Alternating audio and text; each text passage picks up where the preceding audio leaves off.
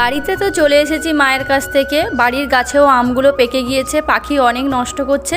তাই জন্য দুপুরবেলা এখন স্নানের হাতে তোমাদের দাদাভাই গাছে উঠে আর গাছটা একটু নাড়া দিচ্ছে, যেগুলো পেকেছে সেগুলো যাতে পড়ে যায়।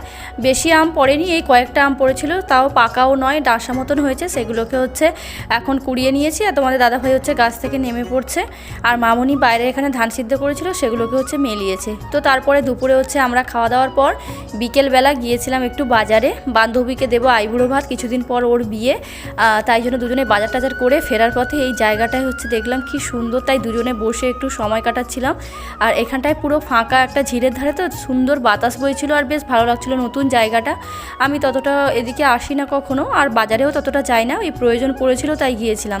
তো আমি এখানে বসে অপেক্ষা করছিলাম, আর তোমাদের দাদাভাই ওই কাছে যে একটা দোকান দেখা যাচ্ছে ওখানে হচ্ছে নাকি খুব সুন্দর নাকি চপ ভাজে, টেস্টি, তাই জন্য ও আমাকে খাওয়াবে বলে সেটাই হচ্ছে আনছিল।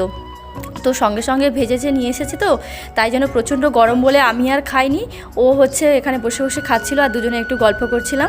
আর দেখতেও পাচ্ছ প্রায় সন্ধ্যা নেমে এসে বাড়িতে যাব, টিউশন আছে, ওই জন্য ও আমাকে দেখাচ্ছিল, বলে চপটা দেখো, লোভ দেখাচ্ছে। আমি না, বাড়িতে গিয়ে মা আর আমি দুজনে হচ্ছে একসাথে খাবো।